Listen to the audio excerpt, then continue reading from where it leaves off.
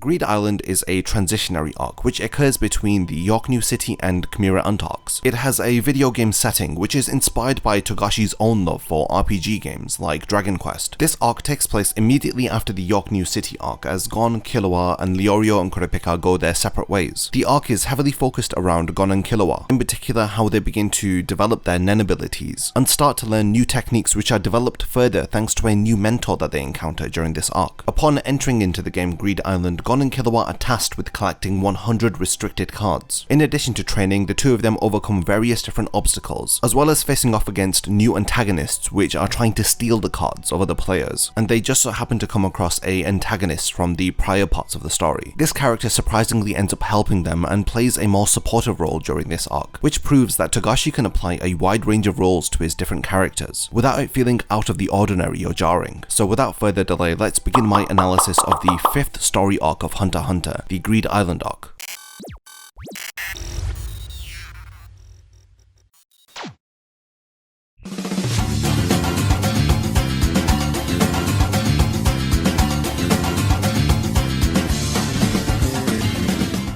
The Greed Island arc spans from chapters 120 to 185, running for a total of 65 chapters. It is also the final arc that was adapted by the 1999 Hunter x Hunter anime. As with each arc that I've analysed so far, the Greed Island arc is different to anything that we have seen so far. The game called Greed Island is heavily fleshed out by Togashi. It is centered around a card game, and Togashi painstakingly gives details to each of the 100 restricted cards. A lot of people may find this boring, but without these details and the explanations that he gives us, it would really take away from the immersion that you feel while experiencing this arc. Similar to my other Hunter x Hunter videos that I've been doing, I'll be breaking this arc down into small portions which will be easy to understand. The story of the Greed Island arc begins in York New City, with Gon and Killua attending the Southern Peace auction in order to attempt to obtain the game called Greed Island. Gon and Killua, instead of trying to buy the game themselves, they're going to let someone else buy the game, and then try to enter into Greed Island on their behalf. A multimillionaire called Mr. Batera will also be attending the auction. It appears that this individual has fallen in love with the Greed Island game. He is willing to spend a large sum of money in order to obtain the game, but this money appears to be nothing in comparison to the money he will give to someone as a reward for completing the game. During the auction, Gon and Killua run into some of the members of the Phantom Troop. Phaeton and Finks reassure them that they are not here to hurt them or to fight with them. They don't reveal to Gon and Killua the real reason as to why they are here, but apparently they are looking for a nen exorcist for Chrollo. In an internal dialogue, we learn that a few people have the ability to exorcise the nen that has been placed onto individuals. The concept is known as exorcism. People who are unaware of nen associate nen abilities to ghosts or demons, so when they call upon an exorcist to conduct a ceremony, they usually refer to it as spirit banishment, but in actual fact they are removing nen which has been placed onto that individual, not a evil spirit. In addition to this, there are only a few people who know how to exercise nen abilities. It is said that as few as 10 people in the world know how to remove a nen curse from someone. Phaeton and Finks tell Gon and Killua that they are not after killing Kurapika. Killing Kurapika will not remove the judgment chain that has been placed onto Chrollo's heart. In some instances, if you kill the nen user who has inflicted a nen curse, then that nen curse is intensified. So for that reason, they are searching for a nen exorcist in order to remove the judgment chain. This exchange also serves to humanize the members of the Phantom Troop, as through Pakunoda's memory bomb, Phaeton and Finks learned about Gon and Killua. They even tell the two boys that Pakunoda was thankful to them in the end, after the events of the York New City arc. Eventually, the Southern Peace auction begins, and in chapter 121, the Greed Island game is on sale. It appears that when the Greed Island cartridge is placed into the joy station, the power light turns on without it even being plugged in. Another demonstration shows that when the Greed Island game is placed into a joy station, the console is protected by the game cartridge. As long as someone is in the Greed Island game, then nobody can destroy the console, which is shown by demonstrating a sledgehammer attempting to destroy it here. Individuals who choose to play the Greed Island game risk their own lives, because if you die within the game, you die in real life. It is described as a very dangerous game. Anybody considering to buy the game must be prepared to face the consequences of their purchase. When you decide to play the game, you are transported into the world of the cartridge. So you could say that Hunter x Hunter was one of the first ever manga to have ever done a isekai. During the auction, Gon accidentally ends up bidding 2.4 2.4 billion for one of the games, but he ends up being outbid by the multi-billionaire Batera, who bids 2.5 billion. During this chapter, Togashi even goes through the effort of explaining what the different hand signs mean, and what magnitude of bid each hand sign equates to. In the end, Batera ends up winning the auction for the Greed Island game for just over 3 billion. Gon and Killua approach him after the end of the auction. They state that they are hunters, and they can offer their assistance in order to clear the game. They prove that they know a lot about the game and they are experienced by demonstrating their Ren. One of Batera's partners, called Sesgara, refuses the two of them, stating that their display of Ren is not good enough. If they were to enter into Greed Island at their current state, then they would end up dead. We learn that Batera owns 32 cartridges to Greed Island, including the one that he has won today. Thanks to the memory cards and the multiple slots that are on the memory cards, multiple individuals can go into the game at the same time, so Batera has 100 hunters currently playing the game for him, but he states that over half of them have given up. They have given up to the extent that they don't want to return to the real world, and they have decided to continue on their lives within the game. Batera states that he knows this because their stats on the screen haven't changed at all. They have remained the same for months or even years. They are taking up memory card space and they cannot replace them with new better players. That's why Batera is very careful in his selection of new players that he chooses to enter into Greed Island. He can only allow individuals who meet the minimum requirement, which is to return to the real world. Sesgara is qualified to state that Gon and Killua are not ready because he has already played the Greed Island game and he is 80% through it. In addition to this information, we learn that Batera intends to buy all of the 7 Greed Island cartridges that are being sold at the Southern Peace auction at the moment. Batera states that he has advertised on the internet for hunters to come and try out in order to win a spot to play the game. Gon and Killua now have to earn their right to play. They have 4 days to train themselves and to build their nen, so that they can prove themselves strong enough in order to enter into the game. After the two boys return, Gon is pretty frustrated that he was treated like dirt. He wants to prove Sesgara wrong, that he will not die if he enters into Greed Island, but Killua tells him to think rationally, because all the two of them have done is practice Ten and Ren every day. He states that it is time for them to take the next step, which is to practice their Hatsu, which is their special attack. They both try to come up with an ability that is practical and fits their nen type, and such an ability should be able to have a wide range of applications. Gon of course struggles to come up with an idea. Killua already knows the special attack that he is going to be developing. He tells Gon that he is going to be working on developing this special attack from now on. He advises Gon to think up of a special ability that an enhancer could find useful. Later, we see Killua training and he has a taser in his hand. We see that he has his nen aura around his body. He infuses his aura with the electricity from the taser. He bends the electricity to his will and he stores it within his body. And then he next decides to discharge this electricity at will. He does this through further refining his nen, and he is able to discharge the electricity between his fingertips, hinting that his special ability has something to do with electric currents. While the two boys are training, we learn that Phaeton and Finks have stolen a copy of Greed Island, so it appears that the Phantom Troop's quest for a nen exorcist has led them to Greed Island. Gon tries to get advice from Kurapika and even asks him to be his mentor, but Kurapika refers him to his actual mentor Wing, and Wing just continues to tell him to practice his Ten and Ren, because an enhancer doesn't need to have a special ability, since their nen type is the most balanced in terms of offense and defense. Gon is desperate for more advice. It appears that Sesgara's undermining attitude has really bothered him and knocked his self-confidence. Wing tells him that since he only showed Sesgara his Ren, he advises him to show him everything that he has learnt at the same time. Taking on board Wing's advice, Gon immediately tries to understand how he can use Ten, Zetsu, Ren, and Hatsu together. While Gon is making slow and steady progress, Killua is advancing ahead, as the electricity that he is discharging between his hands has become significantly larger than what we had seen before. Gon finally gets a hint at his special ability when he thinks about Gyo and how he applied this during Heaven's Arena. Through using Gyo in the past, he had only focused his aura into his eyes, but he hadn't thought about using Gyo on the rest of his body. Looking at his fist, we see that it has a thin layer of aura around it, so he logically thinks if he can shut off the aura in the rest of his body and focus it all into his fist, then he will be able to come up with the perfect ability which will suit his nen type, which is an enhancer. Through focusing his nen into his fist, he is able to now throw explosive punches. This is the root of Gon's new ability that he begins to develop and form during this arc, called Janken.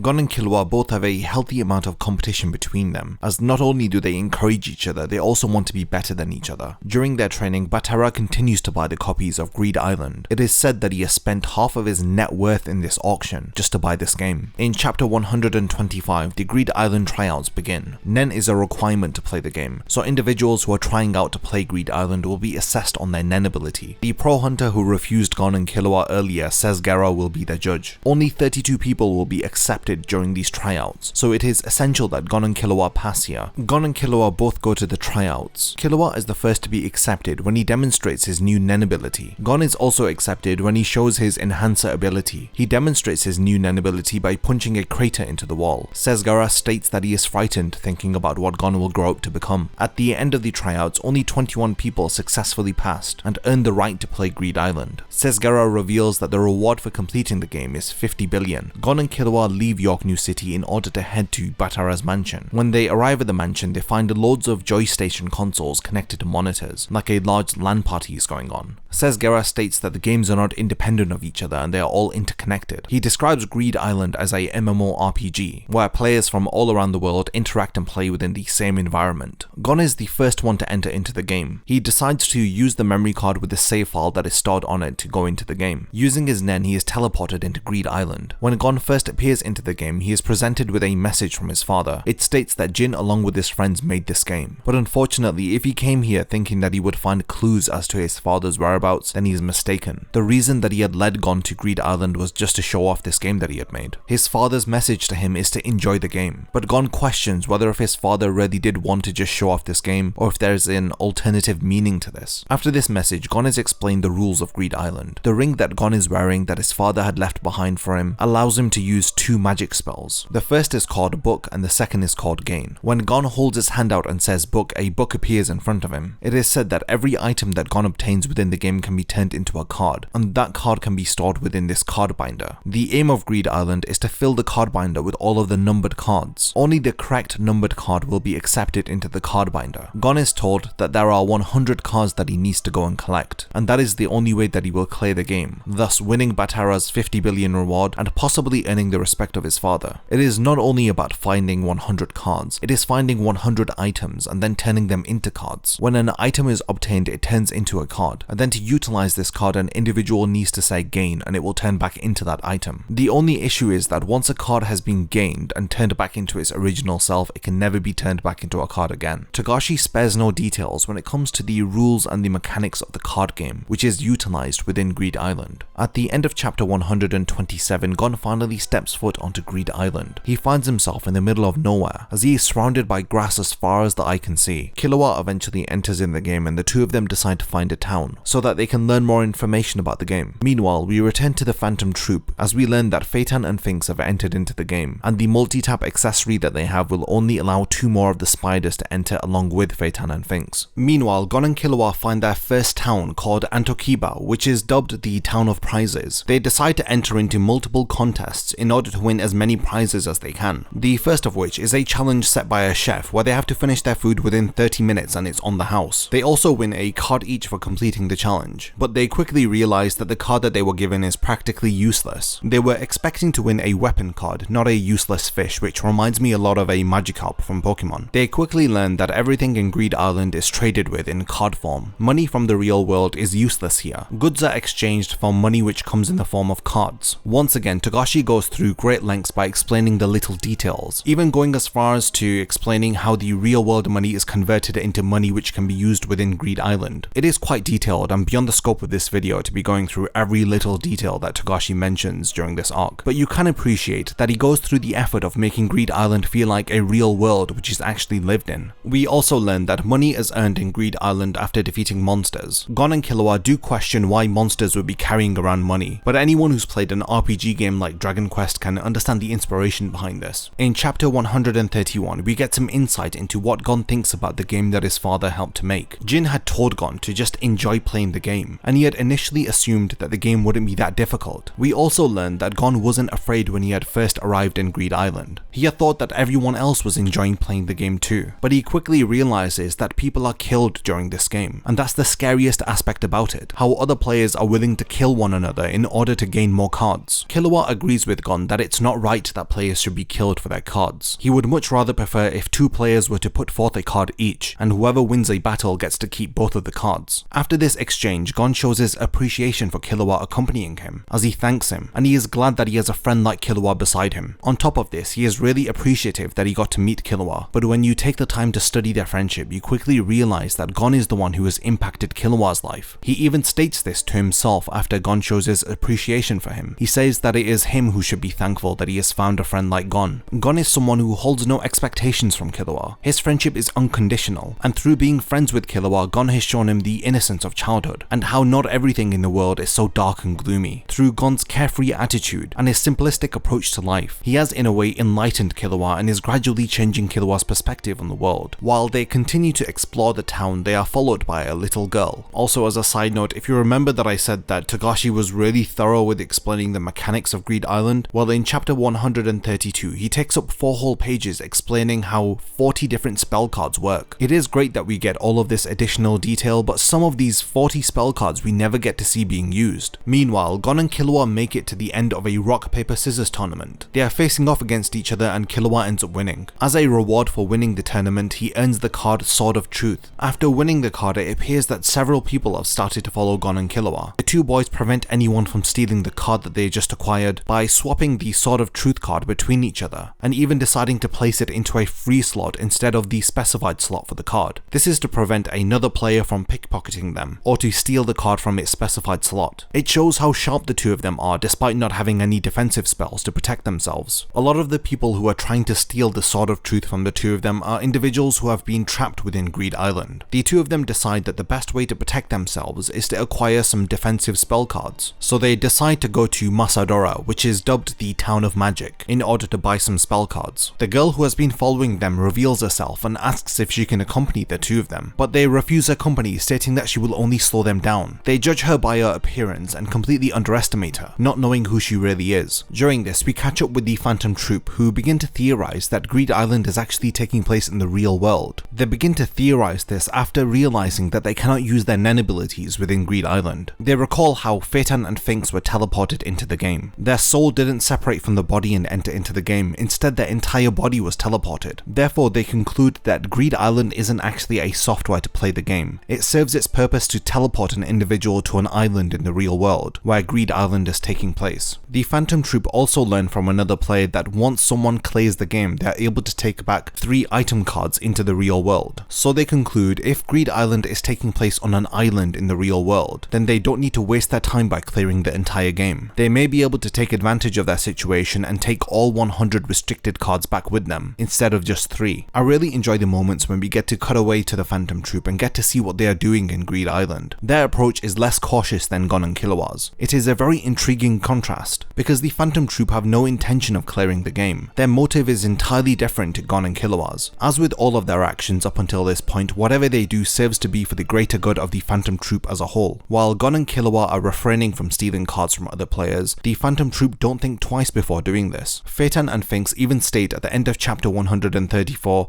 that they are trying to kill as many players as they can in order to take all of their cards. Whenever we see them, it is really entertaining, and I wish that we saw more of the Phantom Troop during this arc. Meanwhile, while Gon and Killua are making their way to Masadora, they're still being followed by that girl. Despite them traveling at incredible speeds and displaying intense stamina, she is keeping up with them. She even observes and analyzes the two of them while they are fighting a group of monsters. The girl who is following them proves that she is very knowledgeable and experienced, as she comments on Gon and Killua's movements, in particular their assessments of the giant monsters that they are encountering. But Gon and Killua continuously ignore her. They are judging her by her appearance, and simply assume that she would be a nuisance if she joined their party. They encounter several different monsters and continue to run away or to avoid fighting them, and even when they do fight them, they are not doing it effectively, and this frustrates the girl who is following them. She states that they are wasting their talents. She is aware that Gon and Killua are very gifted, but they are very rough around the edges. She notes that their efforts will be in vain if they were to come across an evil player, because at their current level they would not survive an encounter with a stronger player. When she has had enough, she tells the two boys to use Gyo, and with her advice they are able to successfully take down a monster. After observing them long enough, the girl states that she will now train them, but she advises not to let her appearance deceive them, because she won't be going easy on them. Eventually, after defying her, the two of them realize that she is 57 years old, and she has 40 years of experience with Nen. They have judged her based on her appearance and haven't realized that she is superior to Gon and Killua in many ways. She finally introduces herself as Biscuit Kruger, or Bisky for short. She's a pro hunter. We also learn that Bisky was the one who taught Wing how to use Nen, so it appears after revealing this information she proves herself to the two of them. And thus begins Gon and Killua's training with Bisky. A blacklist hunter who is following them to try to kill them is defeated by by Biscuit. She uses him as a tool to train Gon and Killua. We also learn that Biscuit came to Greed Island because she is looking for a jewel. It is called the Blue Planet and it has been assigned as card number 81 from the restricted cards list. Biscuit also reveals that Gon's father is among the top 5 Nen users in the whole world. Biscuit orders the Blacklist Hunter to evade Gon and Killua's attacks for 2 whole weeks. If he manages to do so, then she won't kill him. Immediately we can see that Biscuit's training method is more practical than Wing's, and it involves a lot more risk. Where Wing was extremely cautious, Biscuit is not afraid to put Gon and Killua's lives on the line, as she pits them against a professional Blacklist Hunter. Even while he is wounded, he is still holding his own against Gon and Killua. During this encounter, Biscuit is assessing the two of them very closely. She assesses that within a day the two boys are able to pressurize the Blacklist Hunter. She notes that Gon and Killua have brought forth their full efforts through realizing that this is a life or death situation. Like she had said before, she describes Gon and Killua as 2 rough diamonds, but with enough polishing and refining, their talents can shine through. Gon is described as having intense resolve, which is noticed through his eyes, and when it comes to his potential, it is described as bottomless, while Killua is described as being the very embodiment of cold and intense desire. She states he can be unstable, but with a bit of refinement he will be perfect. She is excited by the prospect of training both of them, and tells herself that she will not go easy on them. They fight with the Blacklist Hunter for up to 10 days. During that time they have increased their speed and gained a lot of experience. The pressure of a life or death battle has accelerated the growth of both of them. Eventually the Blacklist Hunter gives up. Considering he is a murderer, he just tells them to kill him, but Gon spares his life. After witnessing Gon's kind-hearted nature, he decides to turn himself in once he leaves Greed Island. Their training with Biscuit continues as she makes them walk to Masadora. Upon arriving there, she makes them walk all of the way back, much to their displeasure. Once they arrive back at their starting point, she makes them dig their way to Masadora this time. She gives them a shovel and a wheelbarrow to dig their way through to Masadora. If you recall, walking there is a 43-mile journey. On foot, it took them 3 hours to get there. Now that they have to dig their way through rocks, it may take them days to get there. While digging, the rocks become far too hard for them to shovel through, but Gon figures out that he can flow his aura into the shovel, and this way he will enhance his ability to dig through the rocks. He is able to do this by imagining the shovel as an extension of himself. The unconventional and very difficult training that Biscuit is making them undergo here will serve to improve them in several areas, including their strength, stamina, willpower, and their technique. She says that after they dig their way through all of the rocks and reach Masadora, they will have completed the first phase of her training. After they finally make it to Masadora, she tells them to go all of the way back again, but this time she wants them to fight all of the monsters that she saw them having difficulty with when she first met them. This way they will be able to collect the monster cards also. While Biscuit watches Gon fight with the monsters, she thinks to herself that she can understand why Jin had created this game. She assumes that he did so in order to train his son. She comes to this conclusion after analyzing how the game is programmed. Anybody who enters into Greed Island is guaranteed to get stronger, as long as they play through the game in the correct order. Much like in an RPG where at the start you regularly encounter low-level enemies, as you make progress in the game the level of the enemies gets stronger, but so do you by defeating monsters and leveling up, so that you can fight the next level of monster. Fighting these various different monsters is the second phase of Biscuit's training. She states that this is an essential aspect of her training, because they must be able to take down a variety of different enemies with their Nen, and in doing so they need to be able to think quickly while in battle. She wants the two of them to be able to come up with various different tactics and apply them into battle like it's second nature to them. Biscuit estimates that it will take Gon and Killua 1 month to complete the second phase of her training.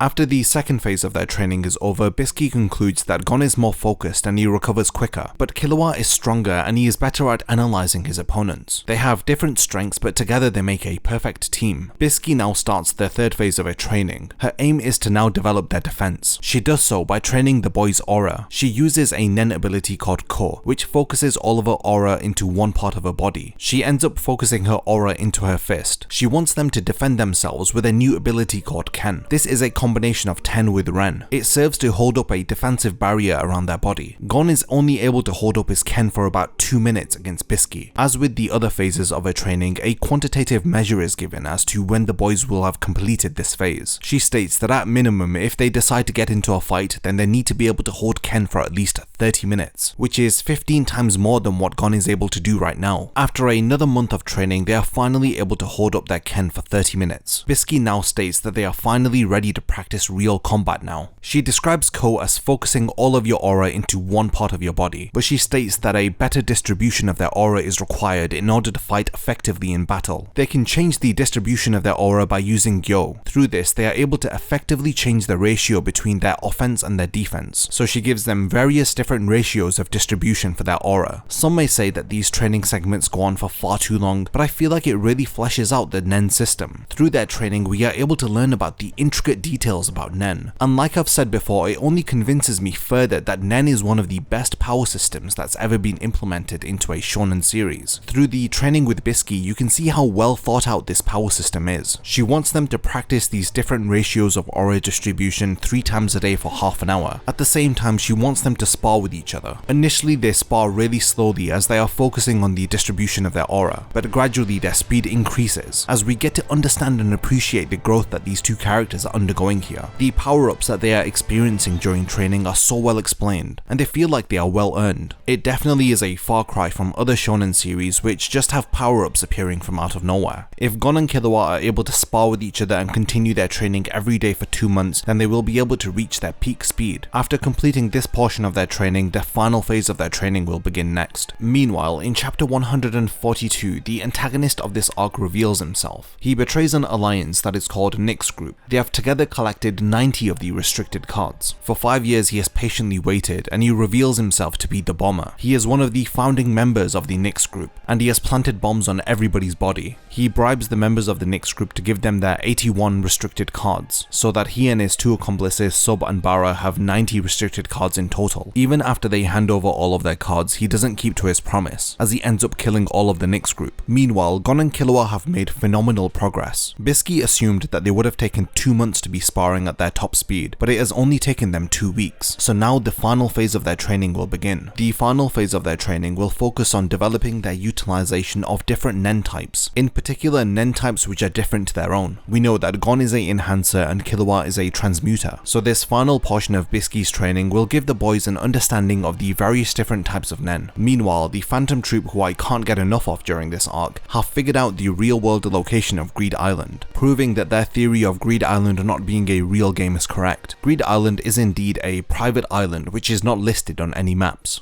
Gon and Killua's final phase of their training begins, as Biscuit makes them practice various different Nen abilities, ranging from enhancement, transmutation, and emission, to name a few. In typical Gon and Killua style, they excel in their training, and what would take an ordinary person weeks to do, they do within days. Biscuit explains to Gon the history behind the game Rock Paper Scissors. This ultimately inspires Gon to come up with a new Nen ability. Meanwhile, the Phantom Troop encounter one of the creators of Greed Island, called Razor. This newly introduced character appears to be incredibly strong, as the Phantom Troop can even sense this. This character called Razor has a connection with Jin, and it is someone who the players of Greed Island must eventually face while playing the game. He sends the members of the Phantom Troop away by using his Eliminate card, a spell card that is exclusive to only the creators of the game. And at the same time, by using a dodgeball, he appears to destroy the boat that the Phantom Troop were using, confirming our assumptions that this is someone not to be underestimated. At the end of chapter 145, we see Gon's new ability called Janken. There are 3 aspects to his Janken ability. Rock is an enhancement Nen ability, Paper is a emission based Nen ability, and lastly, Scissors is a transmutation ability. Since Gon's base Nen type is enhancement, he is most effective at using Janken Rock, but he appears to be struggling with the Paper and Scissors aspect, since both of these carry affinities for different Nen types which are not his own. Through practice, he will learn to master the Nen type of emission through Paper and the Nen type of transmutation through his Scissors. Since Gon and Killua have demonstrated initiative with developing their Nen abilities, Biscuit decides for them to take a break. Gon recalls that it's almost been a year since they first sat the Hunter exam,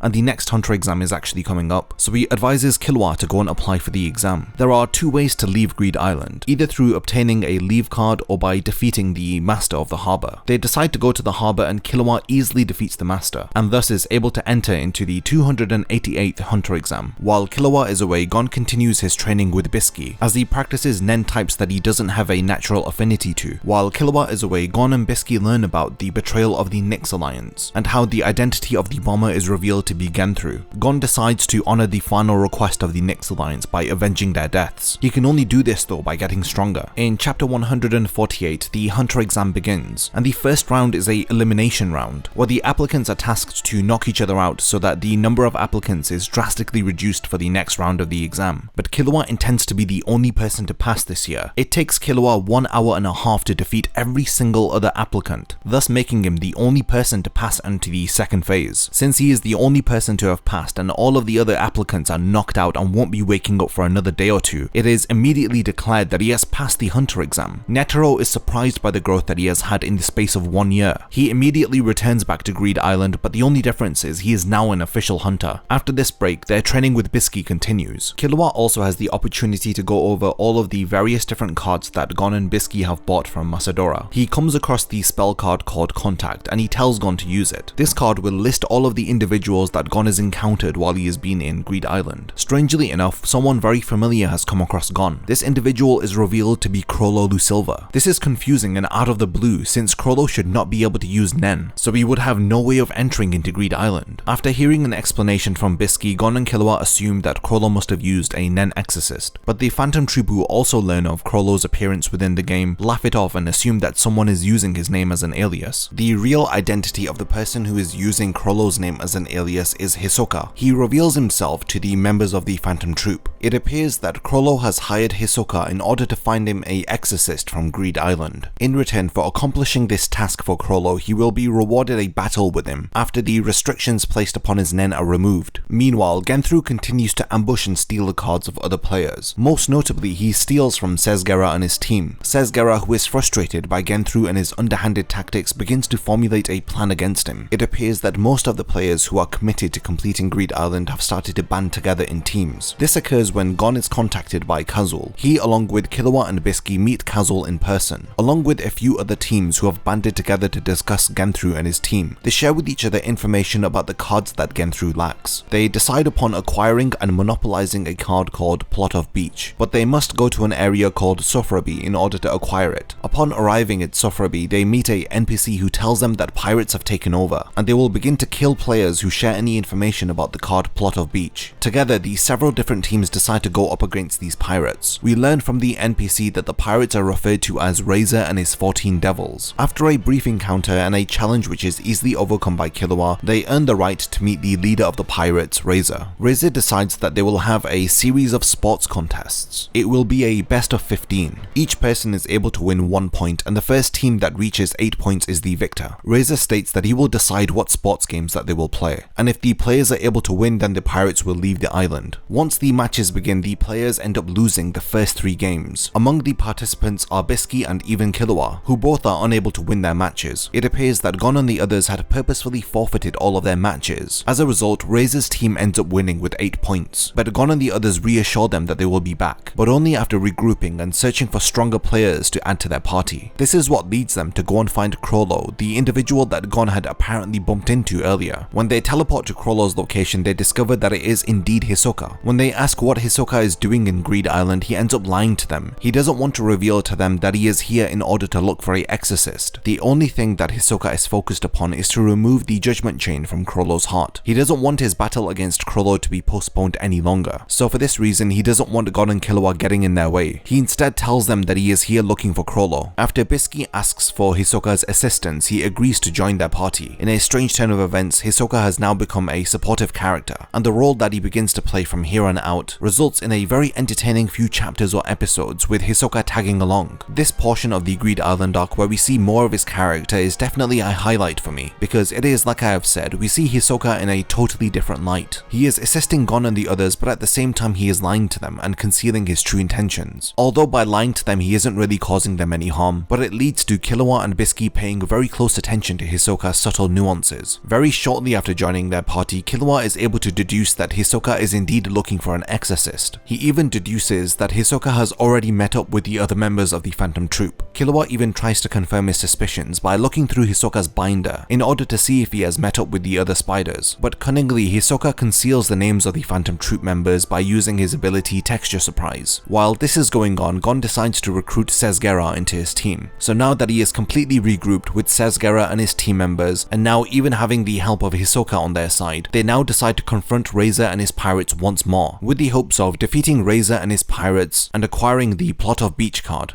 The newly formed team is very successful against Razor's team. They easily win 4 points by defeating his team at various different sports matches. After 4 matches are over, Razor decides to take over, and instead of continuing to play different sports matches, he decides that they will all play dodgeball. There are 8 players on each side, with the game having 8 points up for grabs. The victor is decided by the first team who is able to obtain 8 points. During this exchange, Sesgara analyzes Razor's aura. He realizes that he has far more aura than any of his other team members, and this leads to a logical assumption that he is a game master, one of the founding members of Greed Island. In chapter 161, we learn that the other pirates within Razor's team are all death row inmates. Razor, as a professional hunter, has hired the convicts under a contract of absolute obedience. When one of his teammates, called Bopobo, refuses and plans a mutiny, Razor kills him immediately. Gon questions Razor why he had killed Bopobo, but his anger towards Razor quickly simmers down when he learns that Bopobo was convicted for rape, murder, and for torturing individuals. Also during this chapter, Hisoka and Sesgara reveal to Gon and the others that Greed Island is indeed taking place in the real world. They are not in a virtual world like they had assumed. It is taboo to let other individuals know that they are not in a game. After Gon learns that Razor is a game master, he asks him if Jin is here too on Greed Island. After hearing this question, Razor immediately identifies Gon as the son of Jin. He tells Gon that his father had told him not to go easy on Gon. This does surprise Gon initially, but then we see his eyes of determination as he smiles in the face of the difficult challenge which lies ahead of him. So the teams of 8 are decided, and the rules of the dodgeball game are explained clearly to each team. After Gon's team initially takes out 2 of Razor's team members, Razor then serves up a shot after catching the dodgeball with just one of his hands. He fires the ball towards Goreinu. The serve is so incredibly fast and filled with so much power that it would kill an individual if it made contact with them. This proves to be true after Goreinu has no other way to avoid this attack but to swap with one of his apes. After the ball makes contact with the ape's head, it is destroyed. After this one serve, Goreinu is now able to understand the difference in power between himself and Razor. It results in him being afraid, and this is the type of fear that even Sesgara states won't be overcome in just one night, let alone during this match. And because of this, Goreinu probably won't be much more help during this dodgeball game. Then Razor and his team begin to pass the dodgeball around to each other at insane speeds. The ball is going so fast that it is almost impossible to follow the trajectory of it. This leads to Sesgara losing sight of the ball and being attacked by it from behind. He is able to avoid fatal injury by focusing all of his aura into his back. Despite this, it is evident that he has sustained broken bones, and he may have even ruptured some of his organs after the ball had made contact with him. After Hisoka gets hold of the ball, he uses his ability Bungee Gum to the team's advantage. He launches the ball towards Razor's team members and lets it make contact before retracting the ball back to his hand. Hisoka is pretty confident that by using his Bungee Gum he can take out most or if not all of Razor's team, but it remains to be seen if Razor has anything else up his sleeve. During this dodgeball match, Gon and Killua demonstrate how much their utilization of their Nen aura has improved. Sesgara comments that their auras are incredibly smooth. Their training has clearly yielded results. Thanks to Biscuit's harsh training, they are able to adjust their aura in situations which may require an offensive strategy or a defensive strategy. Razor fires the ball towards Gon, and Gon blocks it by using his core. It sends him flying to the other end of the court, resulting in him being out. Thanks to Gon's efforts and his sacrifice, the ball is now in his team's possession. Now that Gon is out, he agrees that he will be the one to set back once his team is whittled down to a few members. He insists on continuing to take part. The next round continues as Goreinu is serving the ball. He throws the ball at Razor in order to avenge the ape that he had destroyed. He fires the ball at one of his apes and makes it switch position with Razor, resulting in the ball successfully making contact with him. But unfortunately, one of Razor's teammates is able to catch the ball, thus preventing Razor from being eliminated. Goreinu is the next person to be eliminated by one of Razor's devils. Next, Razor aims the ball towards Killua and fires it towards him, but at the last minute the ball changes trajectory. It curves and aims towards Biscuit and Hisoka. Biscuit avoids the ball and so does Hisoka, but at the last minute it changes trajectory once more and aims towards Hisoka's head. But by using his Bungee Gum ability, he is able to slow down the ball and catch it with his hand. Despite the skill level of Hisoka, he wasn't able to pull this off without injuring himself. We also learned that when Biscuit had dodged the ball, it had grazed alongside her dress. The rules state that clothing is an extension of oneself, so because the ball had gone through her dress, it results in Biscuit being eliminated. As soon as she is eliminated, Gon declares back, which results in him returning to the game. Gon has an insane level of determination as he returns to his team, to the extent that he is willing to kill himself in order to defeat Razor. Gon doesn't want to have a cheap victory against Razor's team. He wants to crush him and his team completely. Gon appears to have a strategy as he makes Killua hold the ball, and by using his enhancement Nen ability called Janken, he generates force through his Nen ability and fires the ball towards one of Razor's devils. This attack easily eliminates Razor's teammate. The two of them try to the attack one more time, but Gon wants to attempt it by focusing more of his aura. He focuses all of this built up aura into his fist. This time he targets Razor himself. Razor takes the ball head on. He is able to deflect it smoothly, but he does so at a price. The force of the ball pushes him out of bounds. Before any of Razor's teammates can catch the ball, Hisoka uses bungee gum to retrieve the ball, thus eliminating Razor, but he immediately declares back and is reinstated to the game. Gon's team appears to be in bad shape when compared to Razor. We get confirmation from this from Sesgera, who assesses that Hisoka probably can't throw anymore. As well as this, he won't be able to catch with his right hand after being injured. When it comes to Gon, Sesgera assesses that he has used up all of his aura in that last attack. Even if he hasn't, at this point in the game, Gon is close to exhaustion. There is no way that he will be able to launch another attack like the one that he just did. It may appear that Killua is the only one in good shape, but in fact he is the one who is the most injured. This is because Killua is not using anything to protect his hands when Gon strikes the ball. It is like his hands are acting as the barrel of a cannon. Gon tells Killua that they will try to launch another attack just like the one that they had, and Killua agrees, but he thinks to himself that he is only able to withstand one more attempt at this. The reason why Killua isn't protecting his hands with his own aura is because it would prevent the energy transfer from Gon's punch to the ball. For the sake of making the attack as impactful as possible, he is leaving his hands unprotected. When Biscuit receives the ball, she eliminates Razor's last teammate, leaving him on his own to face off against Hisoka, Gon and Killua. Eventually, Sesgera addresses the concerns that he has about Killua's hands to Gon himself. Sesgera offers to hold the ball in place of Killua, but Killua insists that he is okay. As well as this, it is revealed that Gon knew from the very beginning that Killua's hands were being injured, but he stays stubborn and he refuses Sesgera's help, and he states that Killua has to be the one to hold the ball. This surprises Killua, possibly because nobody else has trusted him the way that Gon trusts him. He adamantly says that he isn't able to do this without Killua beside him. This moment is a testament to their friendship that has grown and developed to this point. He says that he wouldn't feel comfortable even if it was Hisoka holding the ball or even Biscuit. Gon is only able to focus on hitting the ball because his friend Killua is the one who is holding it. Moments like this prove how endearing the relationship is between Gon and Killua. They have known each other for just over a year, and in that time they have formed a special bond, arguably one of the most memorable and meaningful friendships to have ever formed within any anime or manga. What makes moments like this feel so special is the faith and conviction that Gon has in his words. He has a unwavering belief and faith in Killua, and it's Killua's reaction of surprise which makes moments like this feel so much more impactful. You can tell that the two of them have a heartfelt connection, even one that surpasses friendship, as I sometimes see them like brothers. But before Gon is able to execute another Janken like before, they must first gain possession of the ball again from Razor. Razor, who is now on his own, absorbs the aura that he had dispersed into his teammates that he had conjured up. The aura that he had dispersed has now returned to him, and now we see him frighteningly with his maximum power. Razor tosses the ball high up into the air. He desires to spike the ball towards Gon and the others like a volleyball, in order to gain possession of the ball and to withstand Razor's strike. Gon, Killua and Hisoka all form a three-man formation, in order to disperse the energy of the ball across the three of them. When I see moments like this, it is so hard to believe that Hisoka was one of the main antagonists in the prior arcs. Why I love his appearance in this arc and the entire concept of this dodgeball match is because of how cooperative he is. He is genuinely bored and has nothing better to do, so he totally transforms into this easygoing character who amusingly teases both Gon and Killua while agreeing to help them out. Usually with any other series, when an evil character switches sides, to be honest, this rarely occurs because not all writers are talented enough to execute this well. But when this does occur, there is always this doubt or this hint of suspicion that the character has something else up their sleeves. I'm not saying that Hisoka doesn't have ulterior motives, but I haven't sensed any sinister malice from his character throughout the entirety of this dodgeball game. I feel like he is genuinely helping Gon and Killua out, and he isn't trying to sabotage their efforts. All of this is done so convincingly, and once again I think it's a testament to the way that Togashi writes his characters. They are multi-layered and incredibly fascinating. They are not solely fixated upon one desire or one goal. They realistically adjust themselves according to the situation at hand, but all the while they remain true to their ultimate desire and their ultimate goal that they each want to fulfill. So in chapter 167, after Razor spikes the ball down, the three-man formation tries to intercept the ball, with Gon stopping the ball, Hisoka trapping it, and Killua who braces the impact. With bloodied hands and complete exhaustion, their tactic appears to have worked. Razor assesses that their strategy worked primarily because of Killua. The vital role that Killua played in this formation was as a cushion and support,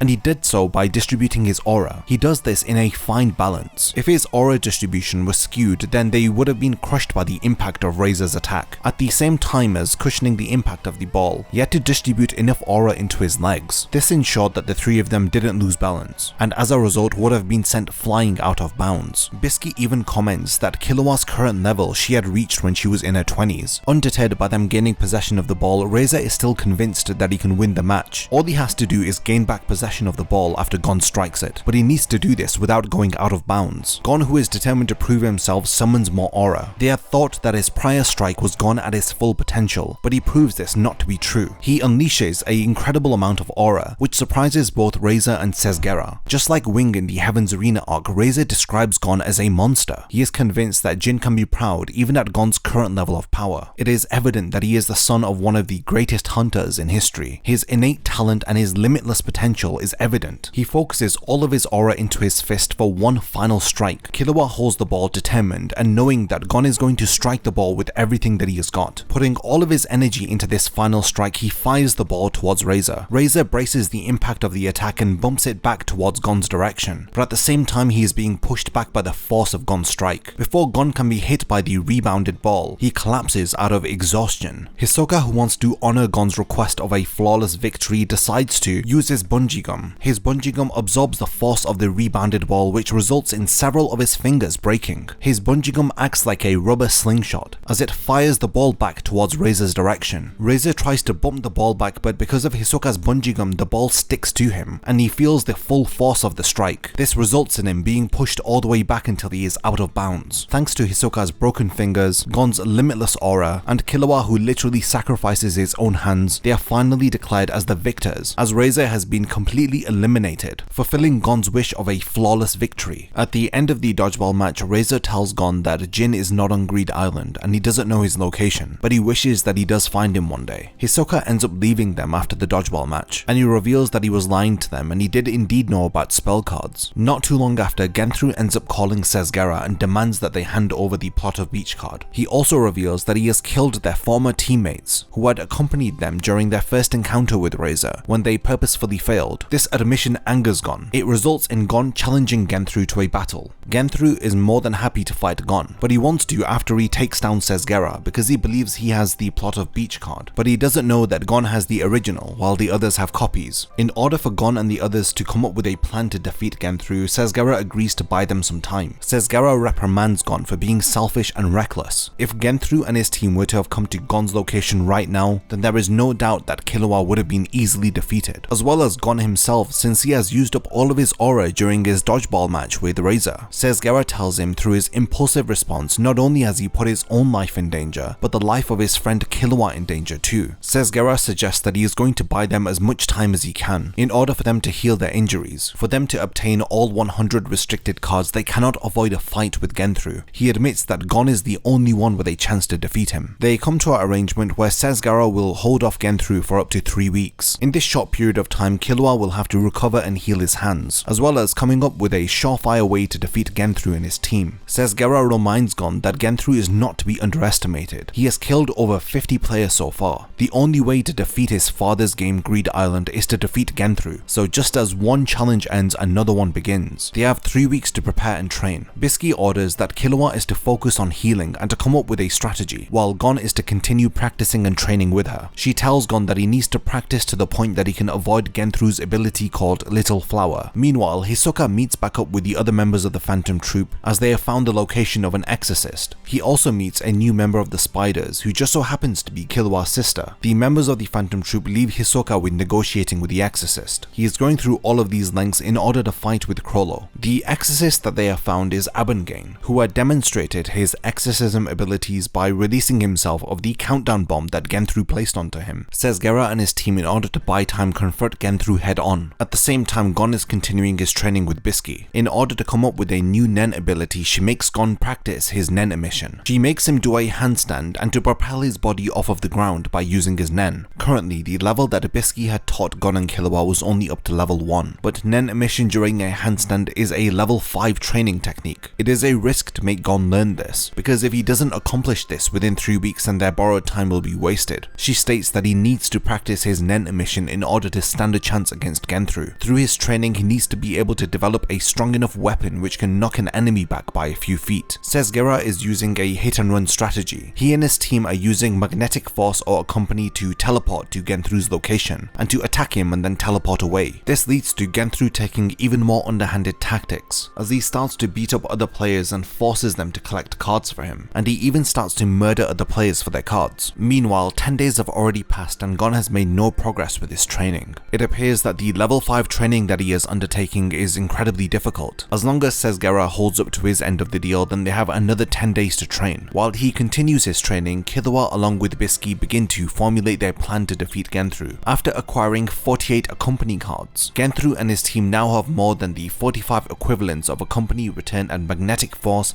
that Sesgara and his team have. Through now having more accompany cards, there is no way that Sesgara and his team can shake them off. They immediately teleport to Sesgara's location by using accompany. It was only a matter of time before Genthru would go on the offensive. A back and forth occurs where Sesgara uses accompany to transport to another location, and Genthru uses accompany to follow Sesgara. Back with Gon, he now only has 5 days left, and he is still struggling with his Nena mission. Biscuit tells him that this is something that he has to figure out on his own. In chapter 173, they tell him to stop, and they inform Gon of a strategy that they have devised to defeat Genthru, and as a part of this strategy, they are relying on Gon's involvement. They reveal to Gon that they have come up with a way that he can practice 24/7 until he can perfect his Nena mission. After Sesgara's team runs out of cards to use to escape, their last resort is to use the card Leave in order to return to Batara's mansion. They discover that nobody is at the mansion anymore. Sesgara and his team learn that Batara has cancelled the Greed Island contract. Despite them getting so close to completing the game, Batara reveals that he doesn't care about it anymore. It appears that he's become so disheartened that he tells Sesgara to do what he wants with the cards. Gon and the others have continued to formulate their strategy, while Gon has continued his training. It appears that 10 days have passed since Sesgara and his team had left the game, and the 3 weeks that Sesgara had promised Gon and the others was up 5 days ago. Gorainu eventually contacts Gon and the others and informs them about what has gone on. Sesgara and his team have been away from Greed Island long enough that their save data has now been deleted completely. It appears that they won't be returning to Greed Island. Gorainu reveals that he has been carrying the 96 cards that Sesgara and his team have acquired. Genthru along with his team had been waiting for Sesgara to return to Greed Island at the entrance, but after their elapsed time is over and their game data is deleted, they now set their sights on Gon and the others. We learn why Sesgara has given up on Greed Island when he speaks with Batara. We learn that Batara was only interested in Greed Island because of the spell cards. He tells Sesgara and his team about his fiancée, who had unfortunately been in a severe accident. As a result of it, she was in a deep coma, and the only thing that could have brought her back was the Angel Breaths card from Greed Island. But Batara gives up on Greed Island after learning that his fiancée has recently died. In chapter 175, Genthru and his team use a company to travel to Gon's location in order to finally confront him. Genthru states that he will battle Gon, while Sub is ordered to face off against Killua and Bara is ordered to face off against Biscuit. After trying to convince the three of them, Genthru reveals his true colors and orders them to shut up and hand over the cards. Gon and the others use a company to flee from Genthru and his group. They are continued to be followed until they reach Masadora. Gon, Killua and Biscuit lead the three of them to a forest. It appears that Genthru, Sub and Bara want to fight them one-on-one. Killua and Biscuit split up from Gon and lead away Genthru's teammates so Gon and Genthru can fight on their own. Biscuit and Bara begin their battle on a beach. At first, she tries to come across as weaker than her opponent due to her smaller size, but later she transforms into her true form. As we see the true monster behind Biscuit's character, she appears to be a big muscular woman, and she easily defeats Bara with one strike. Meanwhile, during Killua's battle, he treats it as an experiment, because despite having an edge in physical strength, his opponent has far more aura than he does, and since aura results in an individual having more offensive and defensive ability, he will struggle to deal damage directly to his opponent. So Killua has to try his best to avoid a direct hit during this fight. The concern about Killua fighting is that his hands haven't properly healed. He is experiencing very painful nervous impulses from his injured hands. He begins the battle by releasing electric currents from the palm of his hands, which end up stunning his opponent, but it isn't enough to knock him out. So in Killua's second attack, he uses his yo-yos. These yo-yos are weighted and make destructive damage upon making contact with their target. We learn that the yo-yos are made up of a custom alloy that was invented by his brother. Each one weighs about 50 kg, so through the lightning that is emitted from his palms, he has a close-range stun gun, and through these yo-yos, he has a long-range stun gun. Eventually, he defeats his opponent by revealing feeling that he is using 2 yo-yos, and strikes him with the second in his blind spot. The battle concludes by Killua electrocuting and restraining Sub. Now the only person who remains to defeat his opponent is the stubborn and prideful Gon. Gon begins the battle by being very cautious. Genthru is after 2 cards that Gon possesses. They are Plot of Beach and Wild Luck Alexandrite. This is enough incentive for him to defeat Gon. Gon attacks Genthru by redistributing his aura into various limbs of his body, and through channeling his aura into his fists or his legs, he's attacking Genthru. It is evident that Genthru has more combat experience and he can utilize more aura than Gon, so it's going to be very difficult for Gon to actually inflict any damage onto his opponent. But yet he still persistently tries to attack. That is until Genthru finally attacks Gon. He wonders, through the way that Gon is cautiously avoiding his attacks, who told him about his ability Little Flower, but he says that it doesn't matter because he doesn't need to use it against Gon. He is underestimating him, but this is precisely what Gon wants him to do. Gon is purposefully trying to appear weaker than what he is. This was a part of Killua and Biscuit's strategy, because once their opponent feels like they are better than they are, then that's the time to execute their plan. Gon's pride overwhelms him, and he proves that he cannot stand appearing to be weaker than what he is. He is determined to make Genthru use his Nen ability. Because of Genthru deeming Gon not to be worthy enough to see his Nen ability, Gon's pride results in him putting a backburner onto Killua and Biscuit's plan. He now is focused on making Genthru show him his Nen ability Little Flower, but it's not going to be easy. Despite Gon using more of his aura, he is still struggling against Genthru, especially when it comes to withstanding his powerful attacks, and it just highlights the difference in maturity and experience between the two of them. In chapter 176, Gon is trying to make him use Little Flower. He has a strategy where he wants his ability to backfire on him, but Genthru realizes that he's trying to make him use it, and he refuses to, as he continues to attack Gon, who is withstanding a one-sided beating. He is asked why doesn't he give up, but he refuses to. Genthru realizes that he has slightly underestimated Gon, as he begins to understand how tough he is. He has a change of mindset, as he realizes that it's not enough to just defeat him by his physical strength alone. He has to break Gon's spirit entirely, because he is that stubborn. He is determined to make him admit defeat. He wants to show him that all of the effort that he has put in and the confidence that he has is meaningless. He now decides to use Little Flower surprisingly on Gon's left hand, but he is able to anticipate it and even defend himself against the attack. He does so by using Gyo to focus his aura onto the area where he was grabbed by Genthru. Genthru realizes that he must have been practicing this extensively in order to defend himself against his ability. He tries to use Little Flower again on Gon's hand, but only this time he punches him in his stomach instead of using the ability. He assumes that Gon would have focused all of his aura into the area that he was grabbed, which would have robbed the rest of his body of an adequate defense. But it seems that Biscuit has prepared Gon for this type of attack. He tries to use this same strategy again, but only this time he attacks Gon's body with even more strength. But it appears that Gon is still able to defend himself and to minimize the damage that he receives effectively. And from the expression on Gon's face, it is evident that he was prepared for an attack like this. In a flashback, we see Biscuit teaching this to Gon. She explains that when Genthru is going to use his ability Little Flower, he uses Gyo in order to protect his own hand from the explosion. She advises Gon that when Genthru is going to be pretending to use Little Flower, he is going to attack him in another place of his body, and when he does this, he is going to not use Gyo on his hand. So by feeling whether or not if Genthru's hand is being protected by Gyo or not, Gon will be able to understand if he is using Little Flower as a feint in order to attack him somewhere else. After he is quickly able to deduce how Gon is defending himself, he decides to use Little Flower with both of his hands. He advises Gon that it's not worth continuing to fight, as he can see that he has a lot of talent and potential, and at the moment he is willing to throw it all away because of his pride. He is not backing down. He tries to convince Gon to give up. He explains to him how devastating Little Flower can be. If it is attacked on the extremities, it will blow them away. If he is attacked by Little Flower on his skull, then it will cause permanent brain damage. And if his body is attacked, then his bones will be crushed and his organs will be even ruptured. Now that he is using both of his hands, his risk of being attacked has doubled. Biscuit had even prepared for this eventuality, but because Gon hasn't stuck to the plan, Genthru has started using Little Flower with both of his hands a lot sooner than expected. During his training, she had even told Gon that it is a red flag if he decides to do this, and it is imperative that he follows the plan if this does happen. But it is strange seeing this side of his character. I knew that Gon was stubborn, but I didn't know that he had this much pride. He apologizes to both Killua and Biscuit, and he decides not to follow the plan, as instead he improvises. He is aware that it is selfish of him, but his gut feeling is reassuring him to improvise. Gon is continuing to be persistent because it appears that he has a plan of his own. Angered by Gon's unwillingness to back down, he decides now to use Little Flower on each of his limbs until only his head remains. During these next few moments, we see the manifestation of the monster within Gon. It is nowhere near his transformation in the Chimera Ant arc, but his stubbornness and his desire not to give up allows allows us to witness a very different side to his character, one who totally disregards his own well-being for the sake of his desired outcome. In chapter 180, Genthru grabs both of his hands and uses little flour on each of them, but behaving very destructively, Gon sacrifices both of his arms, to the extent that his left hand has been completely destroyed. His left hand that was destroyed had no aura protecting it. The right hand that he decided not to sacrifice had only 30% of his aura protecting it, while he focused 70% of his aura into his foot, which he had used to kick Genthru in the jaw at the moment of the explosion. It is a completely insane strategy, and something that he did not expect Gon to use. Despite his injuries, he is still able to clench his right fist. After he had kicked his jaw, he had tried to use his ability Janken, but it misses when Genthru trips over a rock. He thinks to himself that Gon has to now give up. His left hand is completely gone and his right hand is severely injured. Surely his pride must now be satisfied after withstanding Genthru's attacks and even being able to successfully land an attack on him, but Gon is far from giving up.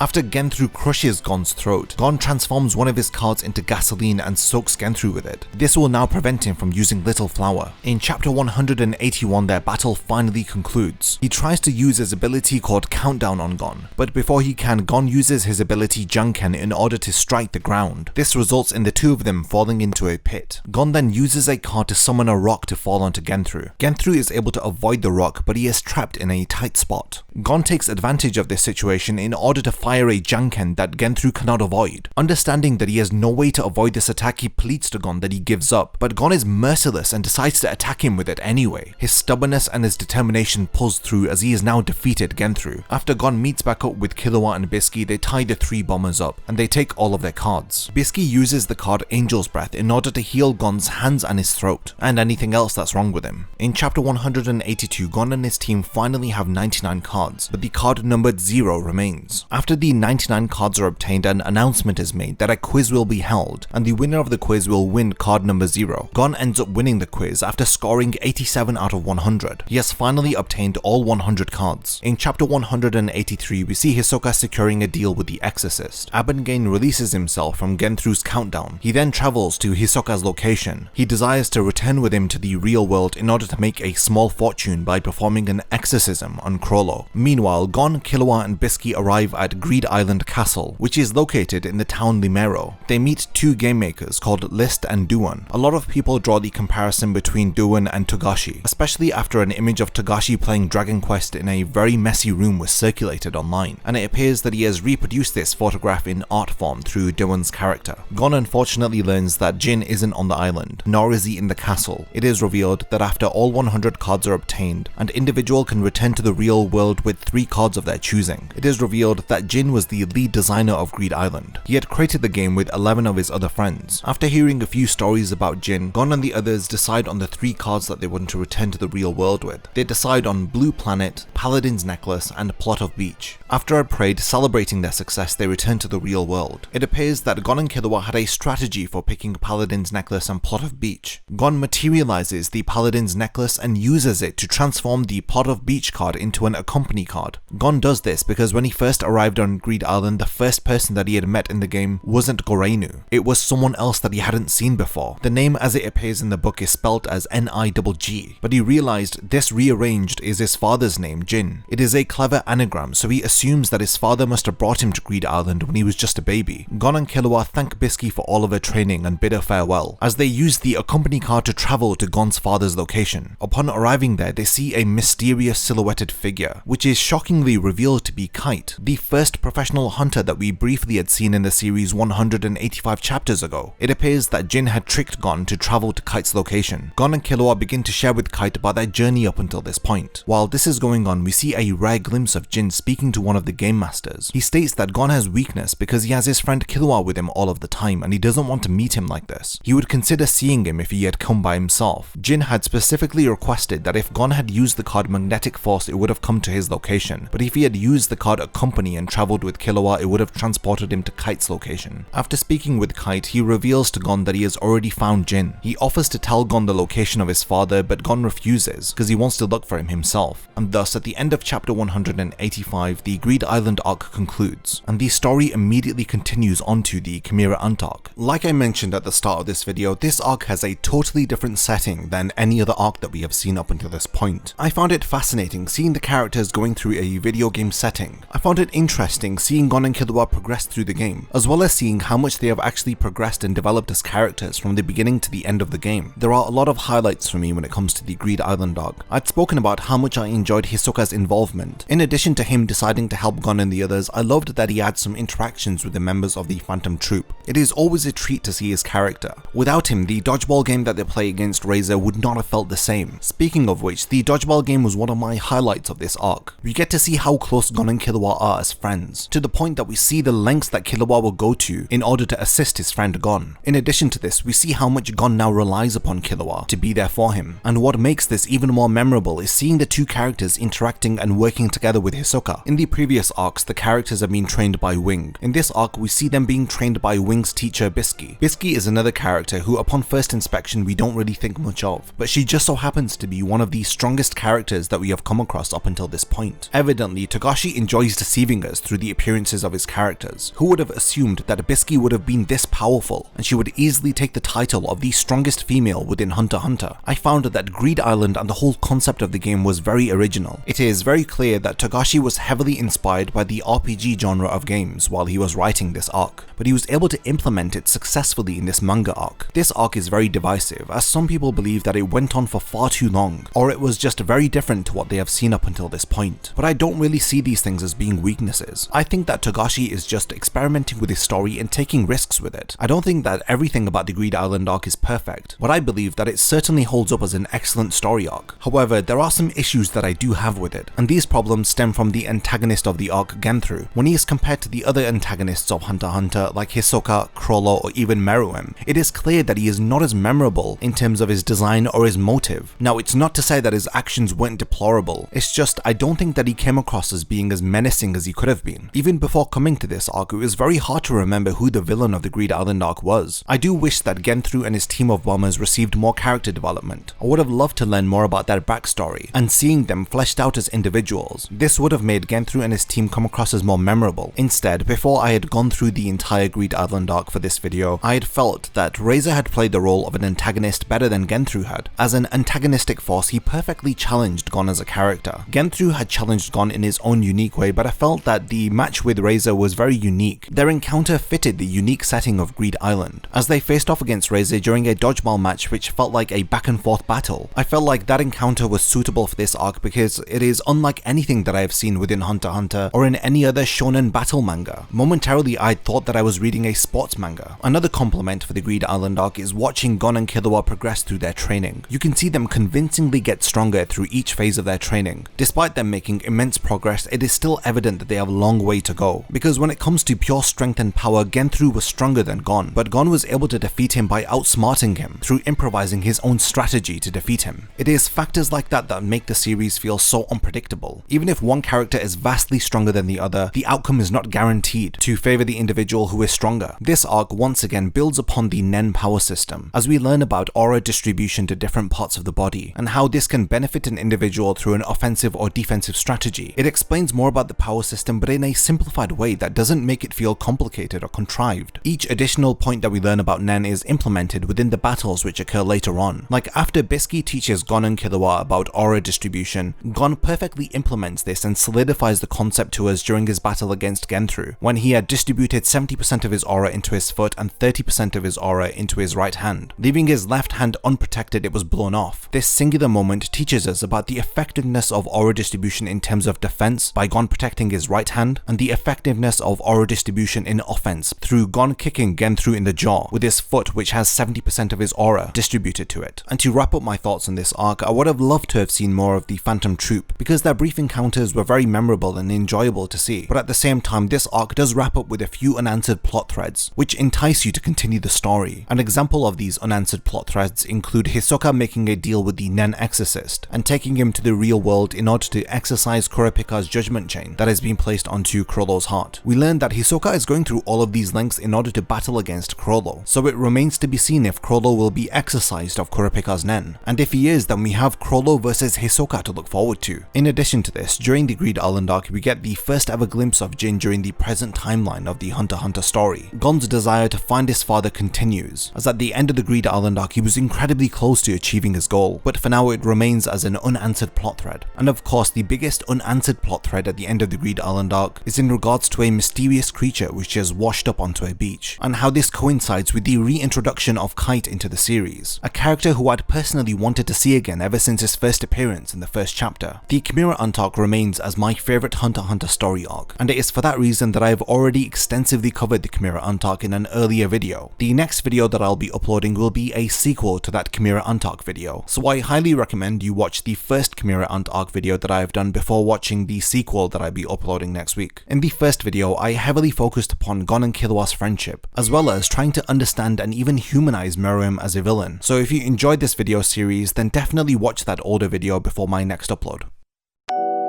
If you enjoyed this video and would like to see more like it, then please consider supporting my channel on Patreon. I have multiple tiers with rewards including access to an exclusive Discord server, video scripts, as well as being the first to know about unreleased upcoming videos. Thank you for your time, and whatever you choose to contribute I will appreciate, and it will mean a lot to me.